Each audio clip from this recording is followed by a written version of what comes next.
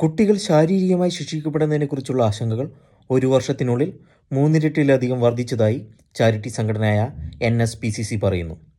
ശിക്ഷയായി കുട്ടികളെ തല്ലുകയും അടിക്കുകയും ചെയ്യുന്നതിനെക്കുറിച്ച് തങ്ങളുടെ ഹെൽപ്പ് ലൈനിൽ വളരെയധികം കംപ്ലൈൻറ്റുകൾ വന്നിട്ടുണ്ടെന്ന് ചാരിറ്റി പറയുന്നു.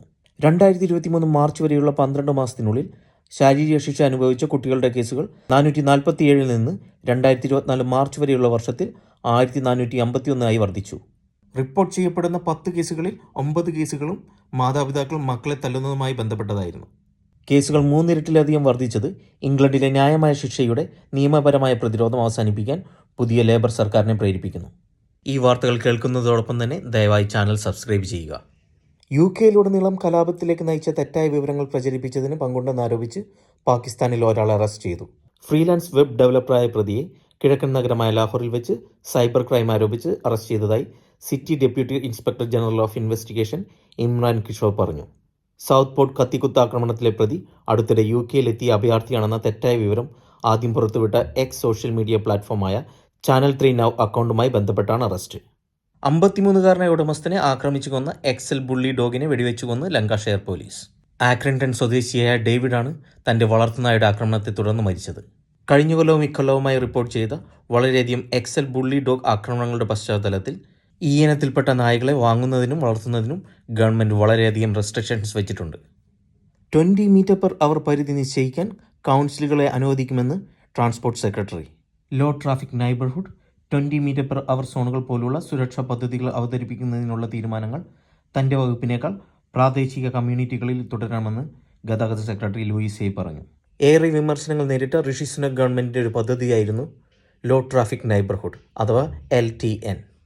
LTN റെസിഡൻഷ്യൽ സ്ട്രീറ്റുകളിലെ ട്രാഫിക് കുറയ്ക്കുന്നതിനും കാൽനട യാത്രക്കാർക്കും സൈക്കിൾ യാത്രക്കാർക്കും പ്രത്യേക പാതകൾ, വിശാലമായ നടപ്പാതകൾ, വാഹനങ്ങളുടെ പ്രവേശനം തടയുന്ന പ്ലാന്റുകൾ എന്നിവ മെച്ചപ്പെടുത്തുന്നതിനും ലക്ഷ്യമിടുന്നു. അപകടങ്ങൾ ഉണ്ടാക്കുന്ന പരിക്കുകളുടെ തീവ്രത കുറയ്ക്കുന്നതിനാണ് 20 മീറ്റർ/അവർ വേഗപരിധി രൂപകൽപ്പന ചെയ്തിരിക്കുന്നത്.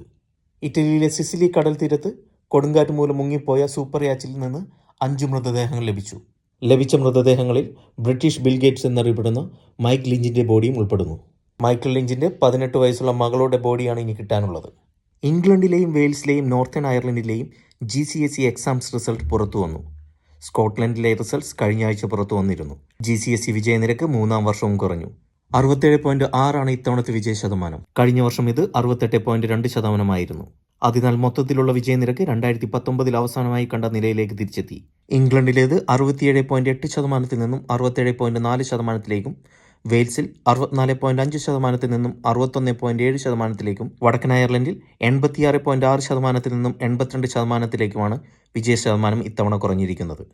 2020-ലും 2021-ലും പരീക്ഷകൾ റദ്ദാക്കുകയും അധ്യാപകരുടെ മൂല്യനിർണ്ണയത്തെ അടിസ്ഥാനമാക്കി ഫലങ്ങൾ നൽകുകയും ചെയ്തപ്പോൾ സമീപ വർഷങ്ങളിൽ പ്രീ പാൻഡമിക് ലെവൽ അനുസൃതമായി ഗ്രേഡുകൾ തിരികെ കൊണ്ടുവരാനുള്ള ശ്രമം നടന്നിട്ടുണ്ട്. ഇംഗ്ലണ്ടിൽ പരീക്ഷാ റെഗുലേറ്റർ ലക്ഷ്യം വെച്ചത് 2019 ലെവലിലേക്കുള്ള തിരിച്ചുവരവ് കഴിഞ്ഞ വർഷം തന്നെയായിരുന്നു. 29-കാരിയായ അമ്മയും 3 മക്കളും വെന്തുമരിച്ച സംഭവത്തിൽ 29-കാരനെ അറസ്റ്റ് ചെയ്തു പോലീസ്. ബെഡ്ഫോർഡിലെ വീട്ടിലുണ്ടായ തീപിടുത്തത്തിൽ 29-കാരിയായ ബ്രയോണി ഗവിത്ത്, മക്കളായ 9 വയസ്സുകാരി ഡെനിസ്റ്റി, 5 വയസ്സുള്ള ഓസ്റ്റർ, 2 വയസ്സുകാരൻ ഓബ്രി എന്നിവരാണ് മരണമടഞ്ഞത്. ഗാർഹിക പ്രശ്നങ്ങളെ തുടർന്ന് യുവാവ് തീ കൊളുത്തി ഇവരെ കൊലപ്പെടുത്തുകയാണെന്നാണ് വിശ്വസിക്കുന്നതെന്ന് പോലീസ് പറഞ്ഞു. നഴ്സിംഗ് പഠിക്കാനോ നഴ്സിംഗ് പ്രൊഫഷണൽ ഉന്നമനത്തിന് താൽപ്പര്യമുള്ള വ്യക്തികൾക്ക് റോയൽ കോളേജ് ഓഫ് നഴ്സിംഗ് സംഘടന വർഷം തോറും നൽകുന്ന ഗ്രാൻറ്റുകൾക്ക് ഇപ്പോൾ അപേക്ഷിക്കാം. 5 തരത്തിലുള്ള ഗ്രാൻറ്റുകളാണ് RCN തങ്ങളുടെ അംഗങ്ങൾക്കും അംഗത്വമെടുക്കാത്തവർക്കുമായി വാഗ്ദാനം ചെയ്യുന്നത്. £1,600 മുതൽ £2,500 വരെയാണ് ഗ്രാൻഡായി ലഭിക്കുന്നത്. UK രജിസ്റ്റർ ചെയ്ത നഴ്സുമാർ, മിഡ്വൈഫർ, health care support worker, nursing associate, maternity അസിസ്റ്റന്റുമാർ എന്നിവർക്കായി £1,600 ഗ്രാൻഡായി കൊടുക്കുന്നത്. നഴ്സിംഗ് പഠനത്തിനായി £2,500 RCN വാഗ്ദാനം ചെയ്യുന്നു. നീഡിൽ മേക്കേഴ്സ് ഗ്രാൻഡായി £1,600, സൗത്ത് ഈസ്റ്റ് ഇംഗ്ലണ്ടിൽ താമസിക്കുന്ന RCN മെമ്പേഴ്സ് സ്റ്റുഡൻസിന് £2,500 അവർ ഗ്രാൻഡ് നൽകുന്നുണ്ട്. RCNFoundation.RCN.org.UK എന്ന വെബ്സൈറ്റിൽ എഡ്യൂക്കേഷൻ ഗ്രാൻഡ്സ് എന്ന സെക്ഷൻ ത്രൂ നിങ്ങൾക്ക് അപേക്ഷിക്കാവുന്നതാണ്. ഓഗസ്റ്റ് 16 തുടങ്ങിയ അപേക്ഷകൾ ഒക്ടോബർ 18 ക്ലോസ് ചെയ്യും. മലയാളി നഴ്സസിന് യൂറോപ്പിലെ ഓസ്ട്രിയയിൽ വൻ തൊഴിലവസരങ്ങൾ ഒരുങ്ങുന്നു. കേരളത്തിൽ നിന്നുള്ള നഴ്സുമാർ മികച്ച നൈപുണ്യ മികവുള്ളവർ. മലയാളി നഴ്സസിനെ പ്രകീർത്തിച്ച് ഓസ്ട്രിയൻ സംഘം. കേരളത്തിൽ നിന്നും യൂറോപ്യൻ രാജ്യമായ ഓസ്ട്രിയയിലേക്ക് നോർക്ക റൂട്ട്സ് മുഖേന നഴ്സിംഗ് റിക്രൂട്ട്മെന്റ് പൈലറ്റ് പ്രോജക്ട് ആരംഭിക്കാൻ ധാരണയായി. Austrian trade commission and commercial councillor Hans ജോർഗിന്റെ നേതൃത്വത്തിലെത്തിയ പ്രതിനിധി സംഘവുമായി Norka Roots chief executive officer Ajith കോളശ്ശേരിയുടെ നേതൃത്വത്തിൽ നടന്ന ചർച്ചയിലാണ് ധാരണയായത്. പ്രതിവർഷം 7,000 മുതൽ 9,000 നഴ്സിംഗ് പ്രൊഫഷണലുകൾക്കാണ് നിലവിൽ ഓസ്ട്രിയയിൽ അവസരമുള്ളത്. കെയർ ഹോം, ഹോസ്പിറ്റലുകൾ, പ്രൈവറ്റ് കെയർ ഹോം എന്നിങ്ങനെയാണ് അവസരങ്ങളെന്ന് ഹാൻസ് ജോർഗ് വ്യക്തമാക്കി. കേരളത്തിൽ നിന്നുള്ള നഴ്സുമാർ മികച്ച നൈപുണ്യ മികവുള്ളവരാണെന്നും അദ്ദേഹം അഭിപ്രായപ്പെട്ടു. ജർമ്മനിയിലേക്കുള്ള നഴ്സിംഗ് റിക്രൂട്ട്മെന്റായ ട്രിപ്പിൾ വിൻ മാതൃകയിൽ ഓസ്ട്രിയയിലേക്ക് പ്രത്യേക റിക്രൂട്ട്മെന്റിനുള്ള സാധ്യതകൾ പരിശോധിക്കാമെന്ന് കൂടിക്കാഴ്ചയിൽ അജിത് കോളശ്ശേരി പറഞ്ഞു. UK മലയാളികളെ ഞെട്ടിച്ച് അടിക്കടി മരണങ്ങൾ. കഴിഞ്ഞ 4 ദിവസങ്ങളായി 4 മലയാളികളാണ് UK മരിച്ചത്.